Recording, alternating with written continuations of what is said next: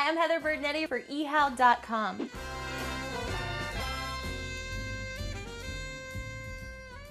I want to show you how to make caramel sauce. It's always been one of my favorite things to eat, and it's super simple to make. First, we start with 2 cups of sugar in a pot. I'm going to put my pot on the stove, and I'm going to put in some corn syrup. Corn syrup gives the caramel sauce the perfect viscosity. I'm just going to pour corn syrup till the entire top is coated with. Corn syrup is what we like to call, in the pastry world, a doctor. It helps the sugar not crystallize.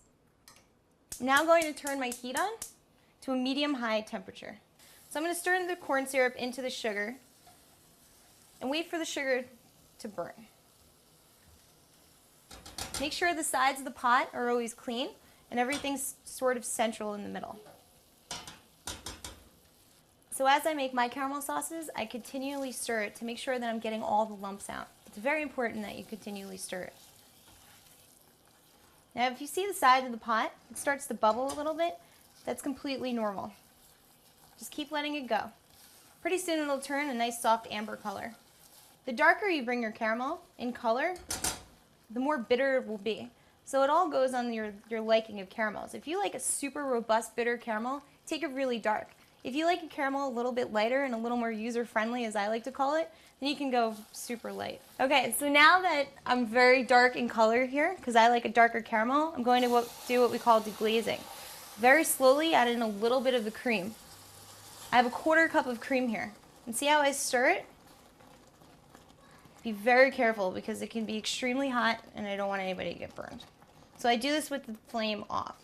Always shut the heat off. I'm going to add a little bit more cream, that's the rest of it. Stir, stir, stir. And next we add 1 ounce of butter.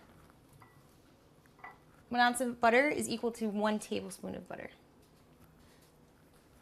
So put that in. Again with the heat off. Stir that in.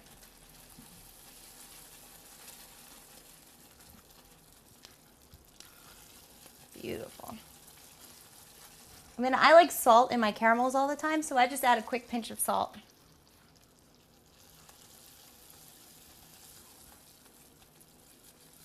Make sure the butter is melted and all the cream is incorporated. And then I turn my heat back on. I'm going to put this on low just to make sure everything's incorporated and melted. You have a beautiful color of caramel sauce. Okay, that's it. The caramel sauce is now done. I'm going to cool it in the refrigerator for about 20 minutes. You can always cool this overnight. It keeps well. It'll keep for about 5 days in the refrigerator. And you can just melt it down as you need it. And that's it. Now that the caramel is finished, I like to keep them in these small jars and they'll stay for about 5 days refrigerated.